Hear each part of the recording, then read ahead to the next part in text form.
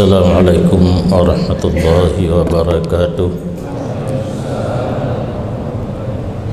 Hamdan wa syukran lillah, salatan wa salaman ala rasulillah wa ala alihi wa ashabihi wa man tabi'ah. Amma ba'du. Pertama-tama puji dan syukur kehadirat Allah yang mana dengan limpahan kudrah dan iradah Allah yang Maha Kuasa, pada malam ini kita dapat berkumpul bersama sebagaimana biasa dalam acara pengajian tauhid, tasawuf dan fikih. Salawat dan salam marilah sama-sama kita sanjung sajikan kehadiran Junjungan Alam Nabi besar Muhammad sallallahu alaihi wasallam serta seluruh para al dan sahabat beliau sekalian yang kita hormati dan muliakan, para abu, para tengku, para alim ulama yang berhadir, unsur pemerintahan baik tingkat kota ataupun kabupaten yang berhadir pada malam yang berbahagia ini, para pengurus Astafi baik pusat,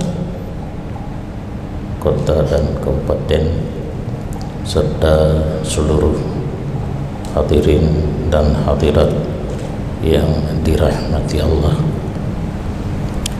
Terima kasih kepada para panitia yang memberikan sedikit peluang untuk saya sampaikan materi kita pada malam ini, dan insya Allah nanti kita akan lanjuti dengan tanya jawab. Panitia telah menentukan pelajaran yang akan kita baca pada malam ini tentang kelebihan mengingat mati. Ini adalah sebahagian daripada ilmu tasawuf. Kadang-kadang yang kun kerjanya gaduh buat fikih tapi hantam buat tasawuf. Adi kitanya anak teruk berhakikat dan ma'rifah. Yang malamnya dah dibaca bacut mentang banyak dan karena berat data ingat ke mati, hai tak jauh belang dah kon tu. Hai tak buka toko le. Jadi mengingat mati itu ada kelebihan tersendiri, dan ini adalah sebahagian daripada ilmu tasawuf, ilmu untuk membersihkan hati, ilmu untuk mendekatkan diri kita kepada Allah Subhanahu wa taala. Kitab Siyarus Salikin juzuk keempat halaman 178. Kadangna di rumah di kampung yang ingin disimak, kamu untuk jilid, kamu puah halaman. Bismillahirrahmanirrahim. Wassalatu wassalamu ala Rasulillah. Qal mu'allif rahimahullah wa nafa'ana bi ulumi amin. Faslun fi bayani fadilati zikril mauti. Ini suatu pasal pada menyatakan kelebihan menyebut akan mati dan mengingatkan mati. Jadi dalam pasalnya secara khusus pengarang ingin menyatakan kepada kitanya kelebihan yang disediakan oleh Allah khusus kepada orang yang sering sebut mati ataupun sering ingat mati. Jadi hino menteng karena dua buah makna yang katanya nanti bersumber daripada hadis, kata-kata hikmah daripada para sahabat, para tabi'in ataupun tabi'in. Yang satu, kelebihan menyebut, makna menyebut tentu dengan lidah, sebutan dengan lidah, sering dah cekat dengan lidah tentang mati. Bahkan menyahana salah luntuan na lagu kan, lagu untuk mengingatkan mati. Cuma lung hana lung kun meirama karena hana getu lung mati kita nyo mati awai ngan akhir hana terhingga purolong kedua lumpuno lamu to katingan to kono kedua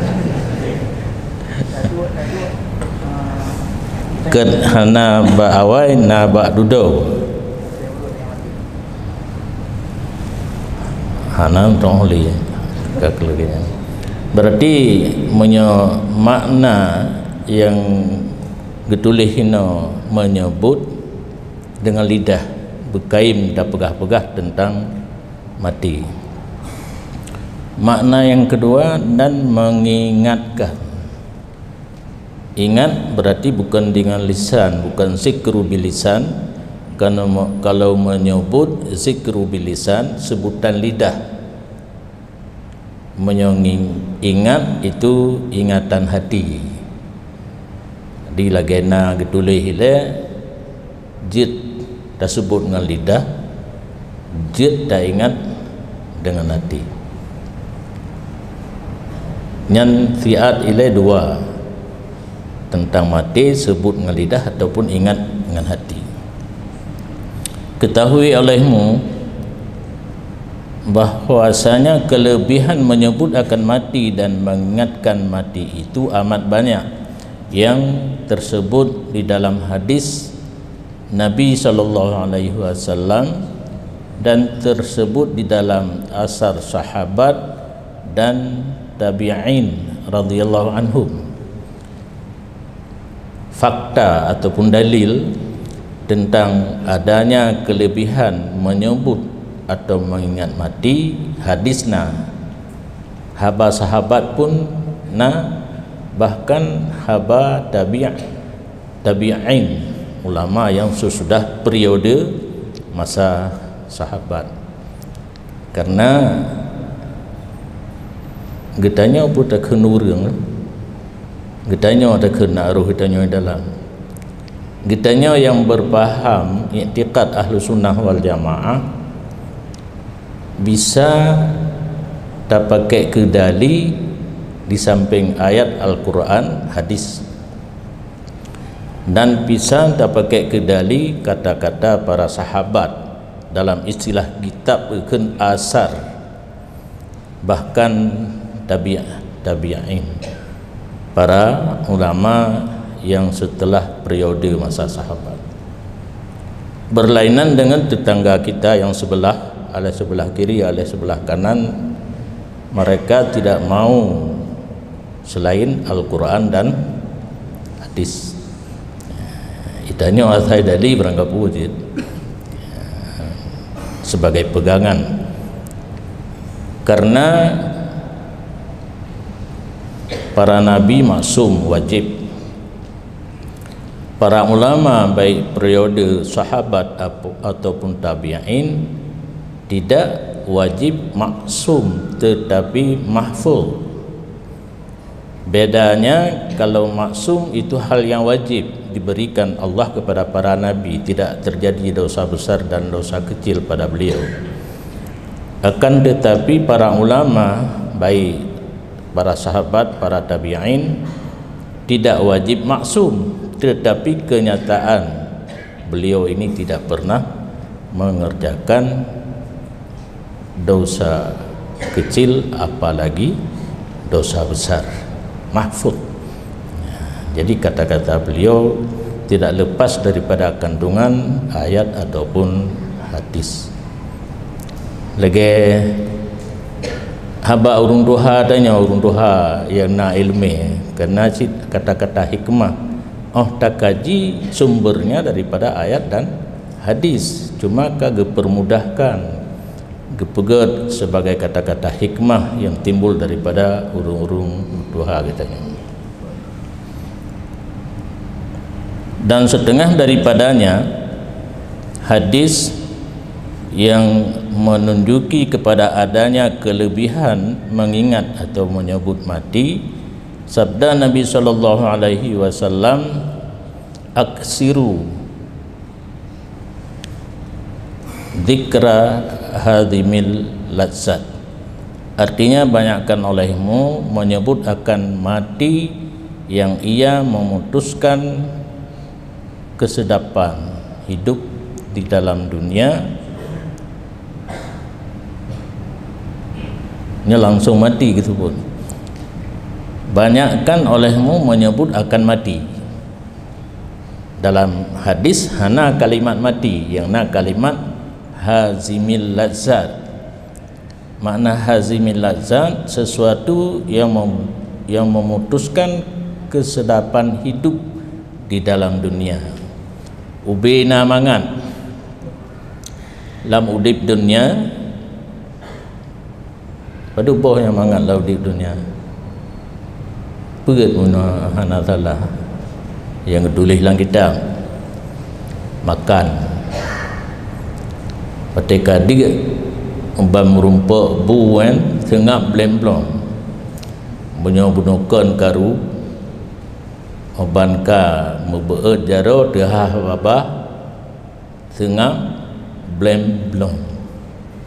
Yang kedua minum, di saat katanya haus susah begitu mendapat minuman kita minum segar, tarik nafas panjang juga yang akan mengangkat.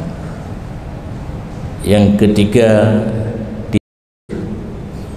yang keempat jima. Ini olahraga. Kelazatan dalam hidup dunia bermacam. Tank top yang bahasa Aceh berkata tank top katanya minta rezeki timu barat tunong baru ada miu karena keperluan bermacam. So perlu mangat makanan, mangat minuman, mangat dengun dan mangat hubungan badan adalah mati. Nyokatruk mati itu bit yang dalam tubuh, bahkan golong tubit yang dalam tubuh urang jak bertabah makanan yang pala urang tanya wate ka sakit ke ketupu haid tili watenya jak bertabah macam tu puna hawa kelontong na hawa martabak durian bohdrin musangking puna wate tiga mesti roh na tu bertabah karena itu perit apa jauh lih bertabah kat pergi bertabah katalah apa yang belum payah juk peng munyo sakit kai tu perah ai dapat juhli ya bertabah yang kadik adat kita saya sakit urang yang me pi me ju jo kenal yang senang urang jaga urang sakit hana me tanya punah hawa na buah punah hawa na jupo yang kajit satu kebiasaan belum datang ajal kehilang rasa menghut kepada makanan. Jadi hazimil ladzat dalam bahasa Arab adalah sesuatu yang memutuskan kelazatan dalam hidup dunia. Nyan giyu pegah wate tadu giyu ingat lam ati supaya kitanya bersiap sedia untuk menghadapi yang akan datang tersebut. Karena takut dua untuk ditulis dalam hadis hanya sesuatu yang menghancurkan kelazatan, yang memutuskan kelazatan. Yang Ubay pun ingat mati, mengadakan, mempersiapkan persiapan untuk menghadapi mati. Tak ubah lagi motor. Getanya kena motor, kena musafir, kena berangkat. Yuh gohlom truk motor, bekal siap pergi yang tanah bah. Baik watai pom motor di ke rumah baru setetai. Ho kata hilum. Mulyan ho ka silu, ho ka bajai. Hanasi saat menjalang kematian getanya kalimah. Tuhan mentang ka terasa lemah. Haili tak ibadat untuk berdoa kepada Allah. Jadi maksud daripada ingat dan sebut mati mempersiapkan persiapan untuk menghadapi mati. Bak surah tanya motor buno, motor katruk tinggal jauh dah tiji langkah laju lah motor. Urusan di rumah, urusan di liket, keluarga, anak dan sebagainya telah selesai semua. Mahan untuk malik mawar payah terpegah hati ilai golong beri urangnya tak tarik ayat 3 je betan saya danyohan juga tu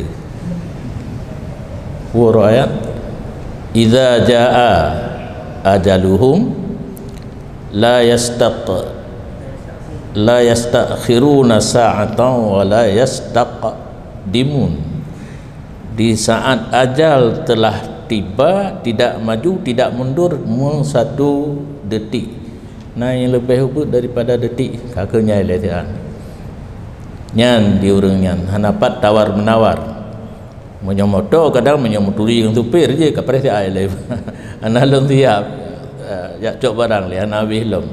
Menyomalik mawon di saat katruk tek yang tertentu hana maisu dah pegah cerita macam kan masa Nabiullah Sulaiman alaihi salam malaikat malik mawon gejak ziarah Nabiullah Sulaiman gekalan tira pemuda kedua diginiring Nabiullah Sulaiman malik mawat deblut anu matang bagalan karena dalam catatan gatnyan hana triple ji meninggal hidih di bideh matauro sedangkan ji mentang hino pesawat akan dipakai untuk ipa ke di bak matauro pesawat kalau benar padanya pemudanya letan baca tilawat kepada malaikat yang jaga matauro. Jadi waktu Malik mawon kagejak hulain pemudanya ditanya mbak Nabiullah Sulaiman tahu truk buno nyan Malik mawon ke Nabiullah Sulaiman Oman ia luntan nang berdoa siat benar so melung ino kedih bak matauro na beate gicok nyamon kun Nabiullah Sulaiman bak malaikat yang jaga matauro nejak kena siat necok pemudanya nang pupa sajandro ko ye ke mati truk malaikat yang jaga matauro gecok pemuda buno gepupa kedih bak matauro truk ke kisah Malik mawon kedhe le malaikat di Nabiullah Sulaiman hai ndro ni gurat hak ke pun nak beli tu pemuda buno kaya je cuma nyohoi ka kayu pupa roi ke dia bak matauro tahu me hai malaikat yang jaga matauro gekalan je le Malik mawon oh lepasnya kam meninggal je ke tahu Nabi Allah Sulaiman hai pakai menan berah kaicok nyawang le wakilung malik mau na wakil ke na penolong kan tidak ke tarik nyawang katanya wakilun yang bertugas di bang Dauro kali tarik nyawang pemuda gunung nyan kebukti satu cerita la yastakhiruna sa'atan wala yastaqdimun saat katro ajai han telat han awai mesti minat pun padahalnya hal yang mustahil pada fikir itu hanangan terbang tapi na cara lagi yang kagak tu oleh Allah hanjit misu. Dan lagi sabda Nabi sallallahu alaihi wasallam, "Law annal bahaima ta'lamu minal mauti ma ta'lamuna lama akaltum minha saminan." Artinya, jikalau binatang itu mengetahui daripada mati barang yang kamu ketahui akan dia, niscaya tiada kamu makan daripadanya akan minyak. Binatang menyitupu mati lagi yang kagetanya tupu. Nah, malik mawon datang gaknya dengan rupa yang hanagat menyautannya maksiat, dengan rupa yang gad menyautannya amal saleh, getarik nyawang gekun le runtuha lagi tatarik ulang halwa. Nah, mentang halwa zamannya hanali ka kuih-kuih awak kafe duit tamang buat tanya halwa makanan nenek moyang tanya ka gada likit haji menyona mesti on dalam halwanya han bisa tatari berselamat halwa dan berselamat salah satu harus hancur ada kala halwa tak hancur ada kala putus nyanduk sakit dan nasi tamsilan yang lain lagi kameng taplu ude yang bulun murwai pelu ude yang kedua orang minta kulit murwan muka-muka lagi murwa di murwa karena terzalimi ya doa orang kenang zalim kan makbul. Jadi lagi kameng taplu udip menan sakit nyawang keluar ke nurung Tuhan. Jadi tanya kata tu walaupun golong tarasa kata tukri definisi daripada mati. Sekiranya binatang yang kitanya ikat, kitanya biimpen dapat tumbuh nak mangat batai tapaju megapah. Itu pun mati lagi kitanya pati, lagi kitanya tupu mati. Musabah hantar temung binatang yang tumbun yang gura itanya tak tepu mati tapi tumbun dia laju long nak tumur sedang anak tak tumbun nanya raya long jadi itanya tak tepu mati tak doa mati nah definisi dan sebagainya nah tamsilan dan sebagainya tapi asal tu je sedangkan binatang lemau kameng kebuga itu pun kiban akan dirasa awak mati hana kameng ke lemau dan kebu yang tumbuh.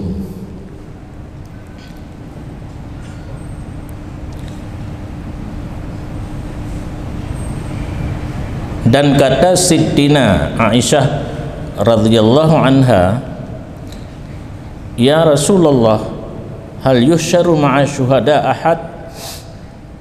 Qala na'am, man zakaral mauta fil yaumi wal lailah 20 marratan.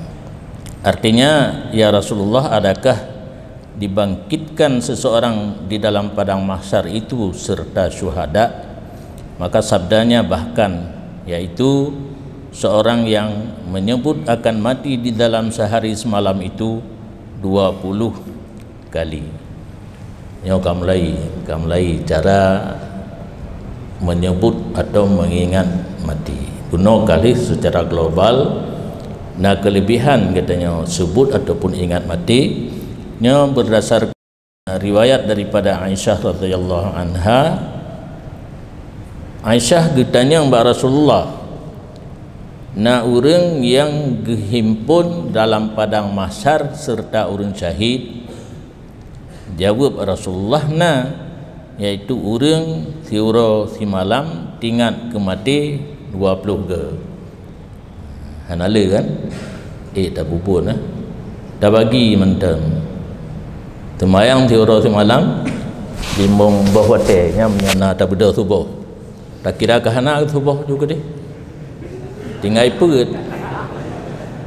ipet berarti liho asar maghrib isya. Lih tiap-tiap semayangnya 5 ke menteng. Buat kali 5 20. Pun kita ingat dengan hati ataupun tak sebut dengan lidah. Tetapi yang intinya adalah membuat persiapan untuk menghadapi mati. Di samping kita menyebut 20 kali sehari semalam, intinya adalah mempersiapkan diri untuk menghadapi mati.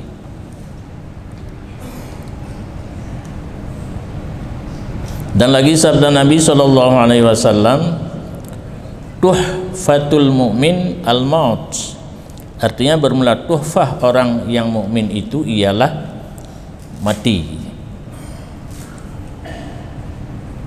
Yakni bermula mati itu kesukaan bagi orang yang mukmin, seperti ia bersuka-suka mengambil buah tufah di dalam kebun. Dan adalah orang yang mukmin itu di dalam dunia seperti terpenjara ia, maka tatkala mati seperti ia lepas daripada penjaranya. Maka sebab inilah mati itu jadi kesukaan bagi orang yang kamil imannya. Nyahaya hadisnya tuhfatul mu'min al-maut. Tuhfah boh kaya sebenarnya. Boh kaya yang nak lebihnya apel. Kitab nasi, kitab tuhfah. Orang zaman leh keputusan lalu oleh pura tuhfah tulisan ji. Tuhfah kan. Karena dia buat kan tak tahu. Buat tak buat tak pahah. Pun kitab tak buat. Tak tuhfah tuhfah. Kau betul je. Dino dalam hadisnya Rasulullah ingin mengatakan tuhfatul mu'min al-maut, kesenangan bagi orang yang sempurna imannya adalah mati. Karena dalam bahasa Aceh harus daudib wajib tak mati. Hidup harus suatu hal yang harus, tapi mati adalah wajib. Jadi kita sebagai orang beriman wajib hanapat peluang menyamati. Dan bagi orang yang sudah siap untuk menghadapi mati, itu satu kesenangan. Dia puno barang kalang tah tiket karena kursi-kursi kamu pak tadu bantruk motor kan tinggal taik mendem. Jadi orang yang mempunyai iman yang sempurna lebih senang mati daripada hidup, karena hidup adalah penjara. Ad-dunya sijnul mu'minin wa jannatul kafirin. Lihatnya hadisnya bahasa Arab. Napa tak peluhnya lo. Pumakna ad-dunya sijnul mu'minin. Dunia adalah penjara bagi orang yang beriman yang sempurna dibandingkan dengan akhirat. Yang paling senang seorang hidup di dunia dibandingkan dengan akhirat hanya percuma, karena yang pantas ini adalah penjara. Wa jannatul kafirin, dunia adalah surga bagi orang kafir, karena paling sengsara kafir dalam hidup dunia. Yang katanya orang Aceh kencina gasin kena kan kabeh hidrat uyub ini ya. Tapi jannah inilah surga bagi dia, karena di akhirat dia ahli neraka. Jadi penjara bagi orang yang sempurna iman, hidup di dunia adalah penjara, begitu mati terlepas daripada penjara, bebas daripada penjara. Amal kebaikan yang telah diamalkan selama hidup akan mulai didapati balasannya di dalam alam barzakh, di dalam alam kubur. Begitu demikian pula orang yang beramal kejahatan, orang beramal maksiat, balasan keburukan akan mulai dirasakan di alam barzakh ataupun alam kubur. Gupuhah jendela kiban terasa nikmat syurga, azab neraka dalam kubur. Di bahagian kepala kita ada jendela yang tembus ke syurga. Mepeh-pehlah angin syurga itu mengkenarat. Lagi asi langkah magop. Teman bocor bintih bocor tengokkan lebih asik kan. Menanci api neraka langkah malain, tapi nak jendela yang tembus ke neraka. Panasnya terasa semenjak dalam kubur. Yang kejil orang ka meninggal hang gebi petrip. Bek petrip di atas rung bumo. Begitu selesai fardu kifayah, dimandikan, dikafankan, disalatkan, langsung masuk ke liang kubur, supaya kalau dia orang baik langsung menerima balasan yang baik. Kalau dia orang yang tidak baik, dengan kita biarkan dia bersama kita lagi terus over ke negara yang lain. Ada corona di sana mungkin.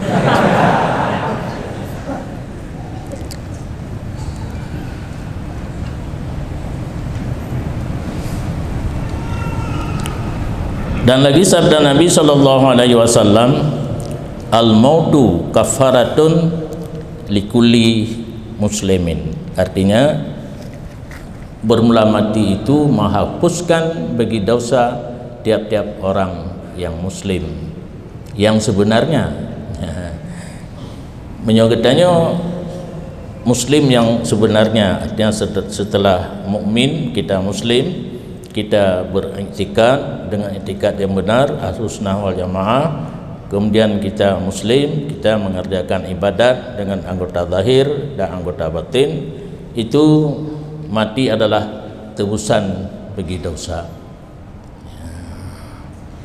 Kemudian selanjutnya ada penjelasan daripada Imam Ghazali bagaimana mati menjadi tebusan atau kafarah yang dapat menghapuskan dosa tiap-tiap orang yang muslim yang sebenarnya. Wa arada bihadzal muslim haqqan wal mu'min sidqan. Dan bermaksud daripada hadis tersebut dengan ini muslim yang sebenarnya dan mukmin yang benar. Bagaimana muslim yang sebenarnya dan bagaimana mukmin yang benar? Alladzi salimal muslimuna min lisanihi wa yadihi. Seseorang muslim yang selamat orang muslim yang lain daripada lidahnya dan tangannya. Orang yang tidak pernah mencercakan orang lain dan tidak pernah membunuh ataupun melakukan hal-hal yang menyakiti tubuh orang lain dengan tangannya. Wa tahaqqaqat fihi akhlaqul mu'minin, dan telah benar di dalamnya bersifat dengan perangai orang yang mukmin yang baik perangainya itu, dan tiada bercampur tubuhnya itu daripada segala maksiat melainkan dosa yang kecil jua. Maka pada ketika itu adalah mati itu menyucikan dia daripada campur maksiat yang kecil-kecil itu dan menghapuskan ia akan dia. Jadi yang dimaksud dengan muslim, mukmin, muslim haqqan, mukmin sidqan, yang selalu menjaga lidah dan tangannya daripada menyakiti orang lain. Dia berakhlak dengan akhlak yang bagus, tidak pernah mengerjakan maksiat kecuali dosa kecil, tidak ada dosa besar. Meninggal Allah mensucikan dia dan menembuskan dosanya itu dengan sebab dia menjauhkan dosa besar selama hidupnya dan melaksanakan ibadat yang fardu. Ya, semayang menteng, puasa menteng, haji menteng, tapi jaga drobek pernah mengerjakan dosa besar. Yang adakna dosa kecil yang dengan tak hadapi sakitnya mati akan menjadi kafarah bagi dosa-dosa kecil tersebut. Dan lagi sabda Nabi sallallahu alaihi wasallam, "Aktsiru min dzikril maut fa innahu yamhu dzunuba wa yazhidu fid dunya." Artinya, banyakkan olehmu daripada menyebut akan mati, maka karena bahwasanya membanyakkan menyebut akan mati itu menghilangkan segala dosa yang dan membencikan hidup di dalam dunia ini. Menyebutnya oleh tingkat ke mati, benci kepada hidup dunia, dan kitanya akan zahid. Mana zahid dacok yang halir semata-mata kadar perlu dan kadar hajat. Dan lagi sabda Nabi sallallahu alaihi wasallam, "Kafa bil mauti wa'idzan." Artinya memadalah dengan menyebut akan mati itu, ingat akan mati itu penjagaan atau pengajaran. Dengan selalu katanya tak ingat mati, tak pegah-pegah mati, nyan kajik ke orang beri pelajaran kepada katanya. Ana payah le na orang dakwah, orang berkhutbah ke katanya dengan tak ingat mati, tak pegah-pegah mati, nyan kajik ke tukang beri pelajaran kepada katanya.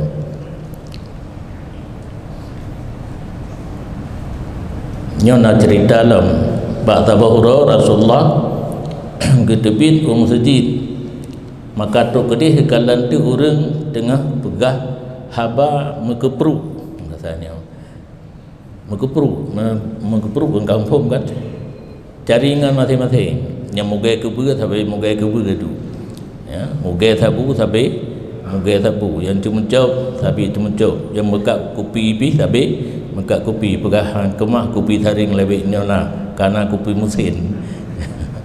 Tengah-tengah laginya nah yang kem raya-raya awal, maka sabda Nabi, sebut olehmu akan mati, sungguhnya dan Tuhan yang menjadikan diriku dengan tangan kudrahnya, jikalau kamu mengetahui akan barang yang aku ketahui daripada mati, niscaya kamu mensedikitkan tertawa dan membanyakkan menangis.